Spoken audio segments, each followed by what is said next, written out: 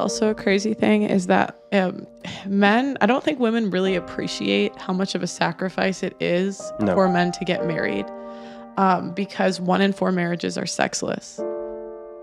So it's like men go through all of this stuff to get married, and girls won't even say that sex is, you do, but rare. Like girls won't even admit that sex is a duty. Like they don't even get sex whenever they want. Yeah. I think a lot of people, again, I'm not saying I'm perfect, but that's why I think truth is so important. Because if you go into something saying, these are our roles, this is what I expect from you, what do you expect from me? And I'll say, okay, I'll put a ring on it as long as these things are in place. If these things are not in place, no longer, then those are why I would divorce. Guys, this story is about a woman who is 29 years old and her husband, who is 30 years old. They have been married for a few years and have been a couple for longer than that. She recently decided that she no longer wants the sex in the marriage and is hoping that her husband understands and stays with her because, well, everything else in the relationship is great. She claims that she has seen doctors, therapists, and been told to look online for solutions. But her sex drive is completely dead, and no one can help. Sure, an individual's appetite for that can fade with time, but not in your late 20s for goodness sake. Usually when women reach their 30s, their drive skyrockets. I don't believe this is a pause, and it doesn't appear that she has anything medically wrong with her. She just doesn't want to do it with her husband. And she actually believes he will stay with her because, hey, they have a great marriage otherwise. At the end of the day, people have needs that must be met. And if there is no hooking up in the relationship, someone will go. They will either cheat or leave.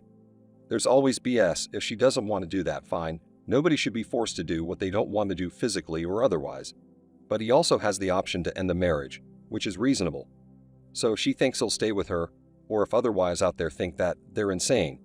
Guys, you're going to see how this guy reacts to this, how he handles this whole situation, and the extent to which she was hiding things from him, which was a major issue.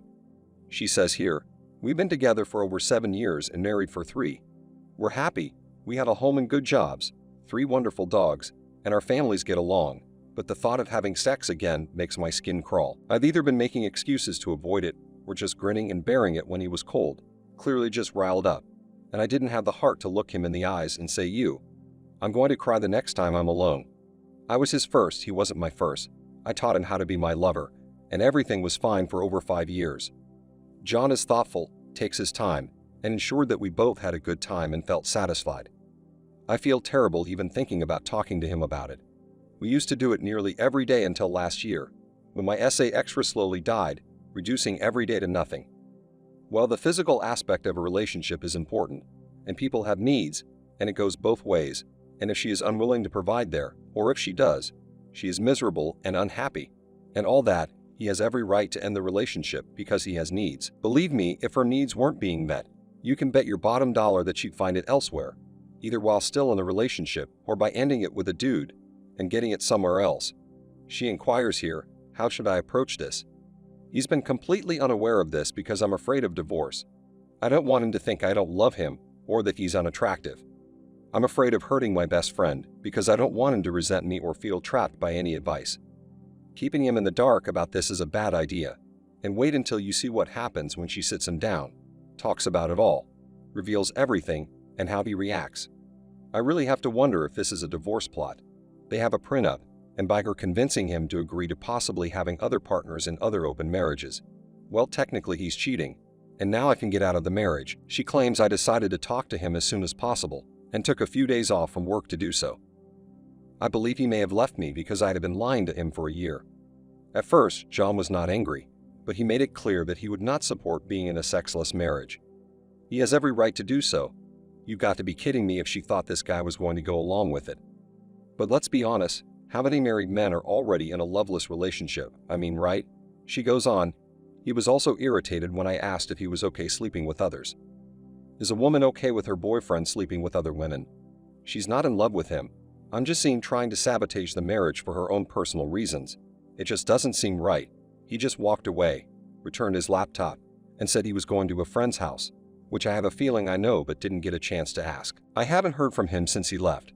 I called and texted him 2 days ago, but he didn't respond directly.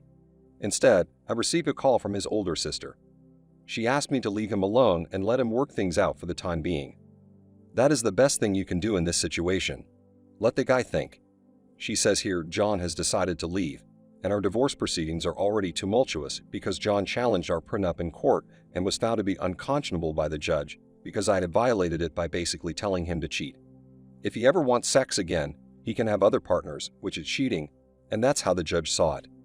It's intriguing because the judge clearly favors the guy. I am miserable and do not want him to leave at all. Are you noticing the poor me thing going on here, where no one is thinking about him? I don't get it. He's allowed to walk away, and that's exactly what he's doing. He's 30 years old. Do you think he'll go the rest of his life without meeting a girl? You've got to be kidding me. He'd be insane. She says, now we have to fight over the house, the dogs, and even business assets. We could have easily split, but he's chosen to be petty instead. The point is, if your needs are being met, you have every right to discuss them first, and then communicate. If not, you're free to leave. It's fine, girl, if you never want to have intercourse again, but it's extremely unfair of you to expect the same from him. Don't forget to hit the like button to help spread the word about this video. Thank you for taking your daily dose of red pills, and remember that a red pill a day keeps bad poker hands away. So have a good rest of your day and cheers.